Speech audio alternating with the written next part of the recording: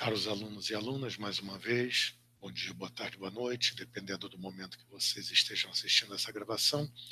Hoje o nosso tema, História Geral, é Guerra Fria. Nós vamos dar início a esse longo tema, porque foi a marca das relações internacionais entre o final da Segunda Guerra Mundial e o final dos anos 80, início dos anos 90, e, evidentemente, essa situação ela afetou todos os países do mundo, inclusive o Brasil. Veremos isso também, né? Vocês veem isso nos estudos de história do Brasil no período pós-45. Enfim, vamos imediatamente começar o nosso trabalho de hoje. Tá? Vou dividir a minha tela com vocês.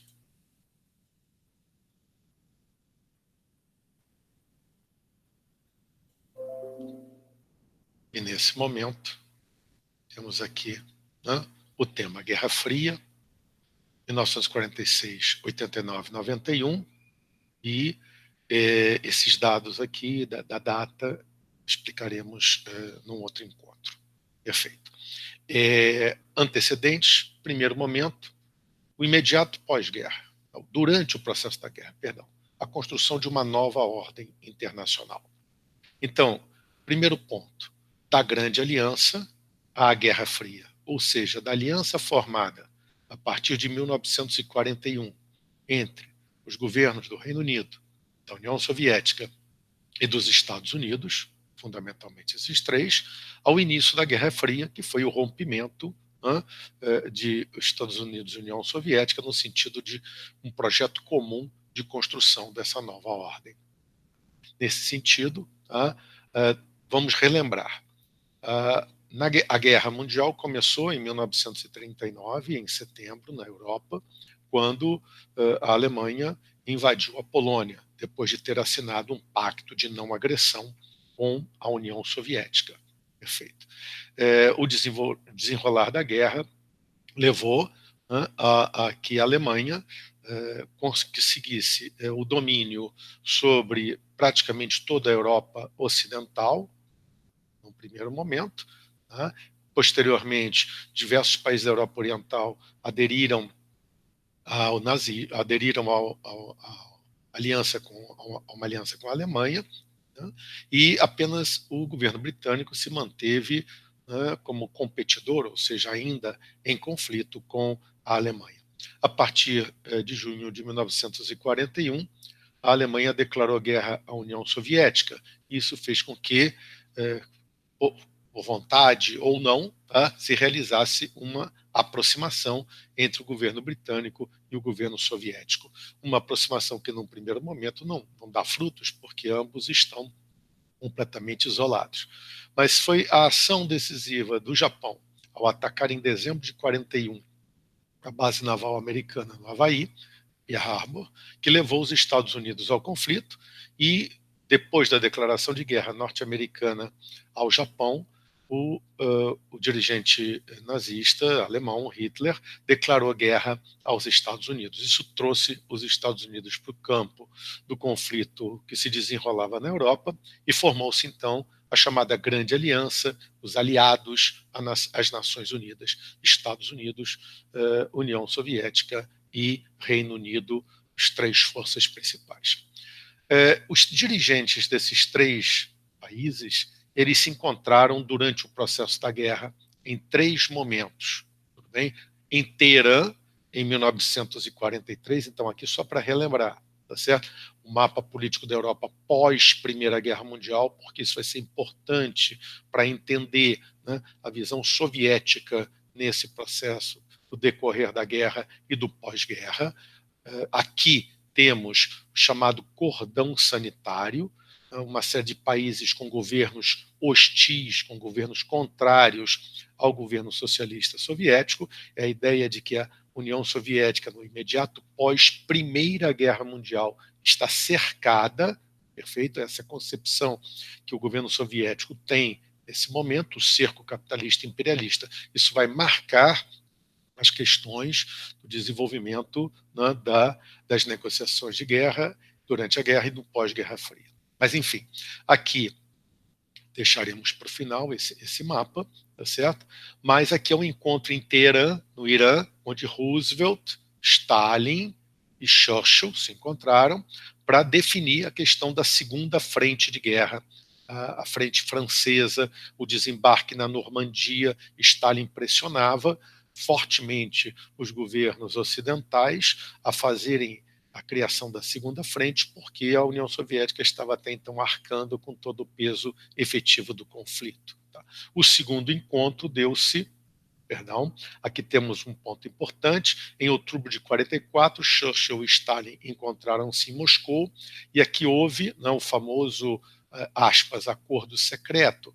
Churchill, pensando na questão da organização política da Europa do pós-guerra, e particularmente da Europa Oriental, ele rascunhou uma notinha onde dizia que na Romênia, a proposta dele, a Rússia teria 90% de influência e o Reino Unido 10%, tá? Que na Iugoslávia seria 50%, que na Grécia a Grã-Bretanha teria 90% e a Rússia teria 10%, que na Hungria seria 50%, 50%, que na Bulgária seria a Rússia 75% e os outros, no caso a Grã-Bretanha, seria 25%.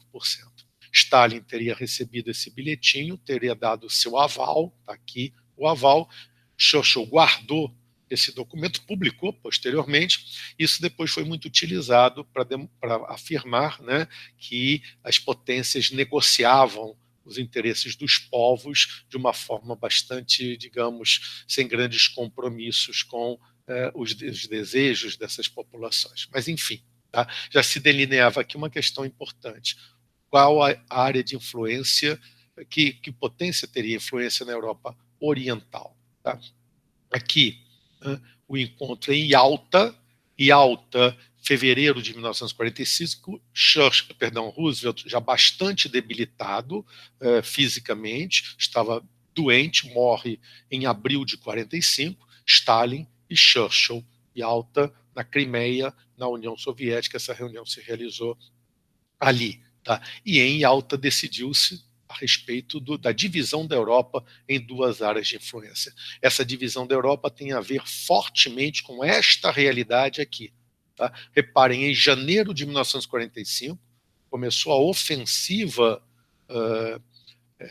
soviética contra a Alemanha definitivamente. Ou seja, quando estavam reunidos em Yalta, na Península da Crimeia, os três grandes, as tropas soviéticas iniciavam uma ofensiva em direção ao coração da Alemanha. Tá? Logo, reparem que todas essas setas indicam o exército soviético avançando e expulsando os alemães desses territórios. Para ficar óbvio, né, que quando em Yalta foram aceitos os termos de Stalin, de que esses governos, esses países da Europa Oriental, deveriam ter governos pró-soviéticos, governos em que a União Soviética tivesse condição de garantir que não seriam contrários a ele, exatamente porque a época do cordão sanitário era relembrada por Stalin, que já era dirigente da União Soviética a esta fase. Stalin não vai permitir que outra vez na fronteira da União Soviética surjam governos contrários. Logo, tá, as tropas soviéticas estão demonstrando a realidade. Isso aqui é uma questão concreta. Da mesma forma, Stalin aceita que a Europa ocidental, libertada do domínio alemão pelas tropas britânicas, norte-americanas, principalmente, tudo bem, será área de influência dos Estados Unidos, do Reino Unido, da potência capitalista que estiver ali naquele momento, dominando. Perfeito? Então, Yalta apenas coloca em termos, digamos, de aceitação dos governos, aquilo que a realidade da guerra, as frentes de guerra já demonstravam. Europa Oriental, área de influência soviética; Europa Ocidental, área de influência norte-americana. A Grécia, Stalin considera que é área de influência britânica, e isso, inclusive, é uma questão importante a ser tratada posteriormente por nós. Tá? Então, os dois blocos surgidos, as duas áreas de influência, reparem a Grécia aqui, área de influência dos países capitalistas, particularmente dos Estados Unidos, a partir de um determinado momento. Depois de Yalta, Houve a libertação lá de Auschwitz, importante inclusive para as questões posteriores sobre a Declaração dos Direitos Humanos da ONU, uma série de problemáticas ligadas também à questão do Oriente Médio, da Palestina, criação do Estado de Israel. Aqui, a tomada de Berlim em maio pelo exército soviético, depois do final da Batalha de Berlim.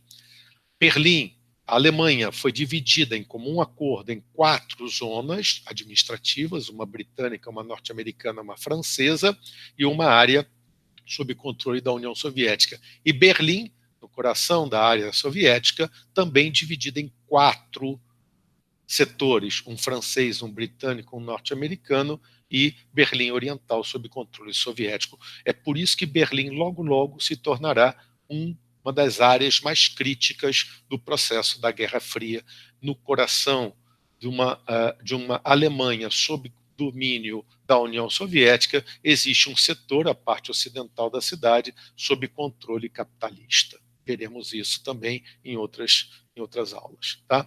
Aqui em Potsdam, Berlim, no subúrbio de Berlim, Stalin, Truman, o vice-presidente que assumiu a presidência com a morte de Roosevelt, e Clement Attlee, que substituiu Churchill, porque Churchill ganha a guerra e perde as eleições, tudo bem? Churchill, inclusive, começou essa reunião, mas o resultado eleitoral o tirou do cargo de primeiro-ministro, e o trabalhista Clement Attlee, que tinha participado do gabinete de guerra britânico, tudo bem? Ele é o novo primeiro-ministro, enfim, do Reino Unido. Tá? E aqui aparecem as primeiras tensões entre os dois lados, entre os Estados Unidos e a União Soviética.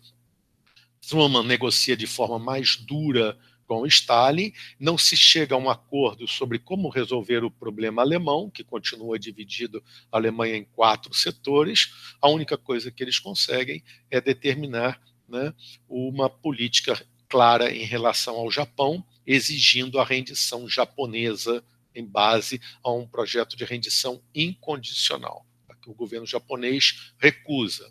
Ao recusar, os Estados Unidos utilizaram as bombas atômicas em Hiroshima e Nagasaki. Tudo bem? Existe uma discussão a respeito.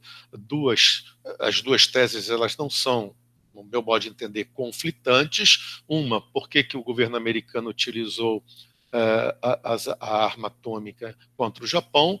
A definição do presidente americano, a defesa do presidente Truman, era evitar o maior número de mortos norte-americanos na guerra, porque o exército japonês não se rendia, e cada vez que uma batalha ocorria, o número de mortos norte-americanos era muito grande.